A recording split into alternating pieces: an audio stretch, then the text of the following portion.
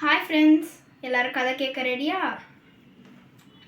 ஒரு நாள் சிவனும் பார்வதியும் தியானத்தில் இருப்பாங்க. அப்போது கஜாசுரன் வந்து சிவனுக்காக தியானம் பண்ணுவார். அப்போது சிவன் வந்து பார்த்துட்டு கஜாசுரன் கிட்ட போவார். கஜாசுரன் கிட்ட கேட்பாரு, என்னாச்சு கஜாசுரா, எதுக்கு என்னை கூப்பிட்டேன்ட்டு. கஜாசுரன் சொல்லுவான், சுவாமி நீங்கள் எனக்குள்ளேயே இருக்கணும்னு நான் ஆசைப்பட்டேன்னு சொல்லுவான். அதுக்கு சிவனும் சரி என்ன பண்ணுறது, நமக்கு பக்தரோட கோரிக்கையை நிறைவேற்றி தானே ஆகணும்னு சொல்லி கஜாசுரனுக்குள்ளே போயிடுவார். அப்போ கஜாசுரன் ரொம்ப சந்தோஷமாயிடுவான். ஆனால் கஜாசுரன் வந்து சிவனை வயிற்றுக்குள்ளே சிறப்பிடிச்சு வச்சுட்டு நிறையா கெட்ட கெட்ட விஷயங்களாக பண்ணுவான். மக்களை கொடுமைப்படுத்துவான், அதுக்கப்புறம் அடிப்பான், நிறைய கெட்ட விஷயமா பண்ணுவான். அப்புறம் அவன் தான் ராஜா. அவனோட அரண்மனையில் உட்காந்து ப்ரோக்ராம்ஸ்லாம் பார்த்துக்கிட்டு இருப்பான். எல்லோரும் வந்து அவனுக்காக ஷோ பண்ணுவாங்க, டான்ஸ் ஆடுவாங்க, எல்லாம் பண்ணுவாங்க. எல்லா ப்ரோக்ராமும் பார்த்துக்கிட்டு இருப்பான். அப்போது வால் சண்டை போடுறதுக்கு 2 பேர் வந்தாங்க. அதுக்கப்புறம் வால் சண்டை போட்டு முடித்த உடனே ஒருத்தர் ஜெயிச்சிட்டாரு, ஒருத்தர் தோத்துட்டாரு. ஜெயிச்சவருக்கு பரிசு கொடுத்துட்டான். ஆனால் தோத்தவரை போட்டு சாட்டையை வச்சு அடித்து கொடுமைப்படுத்தி இழுத்துட்டு போயிட்டாரு. அதை நாராயண முனி பார்த்துட்டு இருந்தார். பார்த்துட்டு கஜாசுரன் கிட்ட சொன்னார், நீ இந்த மாதிரிலாம் பண்ணுறது தப்பு கஜாசுரா அப்படின்னதுக்கு கஜாசுரன் முறைப்பான். அந்த நேரத்தில் நந்தி வந்து ரொம்ப சோகமாயிடுவார் சிவனை காணோன்னா உடனே. அதனால போய் பெருமாள் கிட்ட ஹெல்ப் கேட்பாரு. விஷ்ணு சொல்லுவார், என்கிட்ட ஒரு ஐடியா இருக்குது, வா நம்ம கஜாசுரனோட அரண்மனைக்கு போகலான்னு சொல்லி. அவங்க வந்து வேஷம்லாம் போட்டு கஜாசுரனோட அரண்மனைக்குள்ளே போய் டான்ஸ் ஆடுற மாதிரி போவாங்க.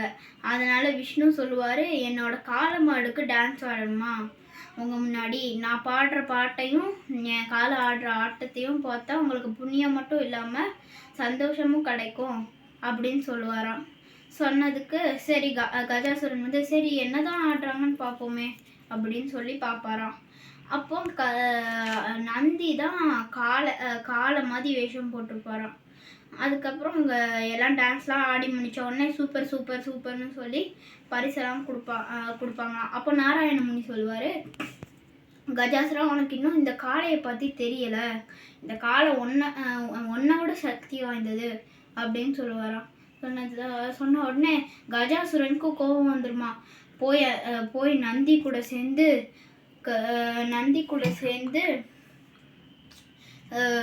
சண்டை போட ஆரம்பிச்சிருவாராம். நந்திக்கு செம கோபம் வந்துருமா, என் சிவனையே வயிற்றுல சிறப்பிடிச்சு வச்சுட்டு என்ன என் கூட சண்டை போடுறியா அப்படின்ட்டு சொல்லி கஜாசுரனை நந்தி தோக்கடிச்சிருவாராம். அடித்த உடனே கஜாசுரனுக்கு ஒரே சந்தோஷம், உனக்கு ஏதாச்சும் வேணுமான்னு சொல்லு அப்படின்னு சொன்ன உடனே நாராயண முனி சொல்லுவார், யோசிச்சு முடிவெடு, இந்த மாதிரி கேட்டுட்டு நீ தான் சிக்கலில் மாட்டிப்ப அப்படின்ன உடனே சிவனே வாக்க மீறினால் இந்த கஜாசுரன் வாக்க மீற மாட்டான்னு சொல்லிட்டு கஜாசுரன் வந்து உன்னோட கோரிக்கையை சொல்லுன்னு சொல்லுவார். நந்தி வந்து வயிற்றுல சிறப்பிடிச்சு வச்சிருக்க சிவபெருமான முதல்ல வெளியே விடு அப்படின்னு சொன்னதுக்கு கஜாசுரன் வந்து நாராயண முனியை பார்ப்பான். நாராயண முனி சொன்னார், அப்போவே நான் சொன்னேன்ல கஜாசுரா, யோசிச்சு முடிவெடுன்ட்டு, இப்போ நீ சிவபெருமானை வெளியே விட்டு தான் ஆகணும் அப்படின்ன உடனே சிவபெருமான் என்னை விட்டு வெளியே போயிட்டா நான் உயிரோடையே இருக்க மாட்டேனே அப்படின்னு சொல்லி வெளியே விடுவான் கஜாசுரன். சிவபெருமான் வந்து உன்னோட கடைசி கோரிக்கை ஏதாச்சும் இருக்கான்னு கேட்பாரு. கேட்டதுக்கு கஜாசுரன் வந்து நான் செத்ததுக்கு அப்புறமும் நான் உங்கள் கூடயே இருக்கணும்னு ஆசைப்படுறேன் பிரபுன்ன உடனே உன்னோட கோரிக்கையை போச்சு நிறைவேறும்னு சொல்லி அவனை சொர்க்கத்துக்கு அனுப்பி வச்சிருவாரு. அதுக்கப்புறம் சிவபெருமான் பூலோகத்துக்கு போகும்போது பார்வதி தேவி வந்து குளிக்க போகலான்னு போவாங்க. அப்போ சந்தனத்தில் வந்து ஒரு சின்ன பையனை செஞ்சு அவனுக்கு தான் கணேஷான்னு பேர் வச்சு நான் குளிக்கிற வரைக்கும் யாரும் உள்ளே வராமல் பார்த்துக்கோன்னு சொல்லி வெளியே விடுவாங்களாம். கணேஷா வந்து வெளியே போயிட்டு காவல் காப்பாராம். அவரோட சேர்ந்து ஒரு ஏலியும் காவல் காக்குமா.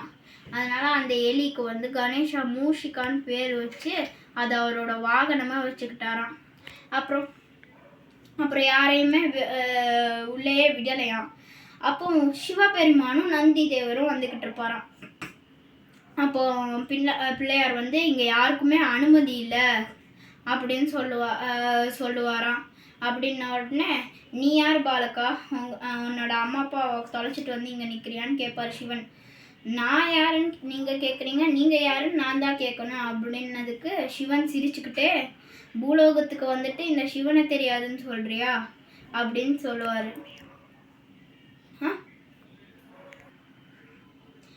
மேல்லோகத்துக்கு வந்து இந்த சிவனை யாருன்னு தெரியாதா சரி நீ வழி விடு, நான் உள்ளே போகணும் அப்படின்னு சொல்லுவாராம் சிவன். விநாயகர் கேட்கவே மாட்டாராம். அதனால் மூஷிகாவும் விநாயகரும் சேர்ந்து சிவன் கூடயும் நந்தி கூடயும் சண்டை போடுவாங்களாம். அதனால் சிவனுக்கு செம்ம கோபம் வருமா. அதனால் இந்த திரிசூலத்தை அவர் கையில் உள்ள திரிசூலத்தை வச்சு தலையை வெட்டிடுவாராம். கணேஷாவோட தலையை வெட்டின உடனே கொஞ்ச நேரம் கழித்து பார்வதி குளிச்சுட்டு வருவாங்களாம். அப்போ பார்வதி வந்து என்னது இது, நம்மளோட பையனை நீங்கள் கொன்னுட்டீங்களே, நான் உங்ககிட்ட நம்ம தியானத்தில் இருக்க போது ஒரு கோரிக்கை கேட்டேன், நீங்கள் எப்போவுமே என் கூட இருக்கணும், உங்களோட பக்தர் ஆசையை நிறைவேற்ற போகும்போது எனக்கு ஒரு குட்டி பாலகனை மட்டும் கொடுத்துட்டு போங்கன்னு கேட்டேன். அது இன்னும் நீங்கள் நடத்தலை, அதனால நானே பண்ணிக்கிட்டேன், நீங்கள் இப்படி பண்ணிட்டீங்களே பிரபுன்னு சொல்லுவாங்க பார்வதி. சொன்னதுக்கு அப்புறம் விஷ்ணு, லக்ஷ்மி, பிரம்மர், நாராயணமுனி எல்லாரும் வருவாங்களாம். வந்த உடனே பார்ப்பாங்களாம், என்னது இது இவ்வளோ பெரிய பிரச்சனையே உருவாயிருக்கேன்ட்டு. அதுக்கப்புறம் சிவன் வந்து சரி இப்போ நான் என்ன செய்கிறதுன்னு கேட்பாராம்.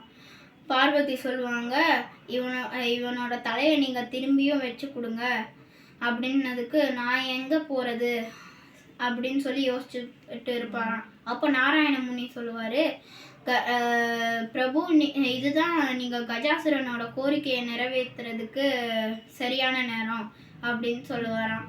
அதுக்கு சிவனும் ஆமால அப்படின்னு சொல்லி கஜாசுரனோட உயிரை எடுத்து அங்கே வச்சிருவாராம். அப்புறம் அப்படிதான் விநாயகருக்கு யானைத்தலை வந்துச்சு. அப்புறம் அவருக்கு இன்னொரு பேர் வந்துச்சு, கஜமுகன் அப்படின்ட்டு.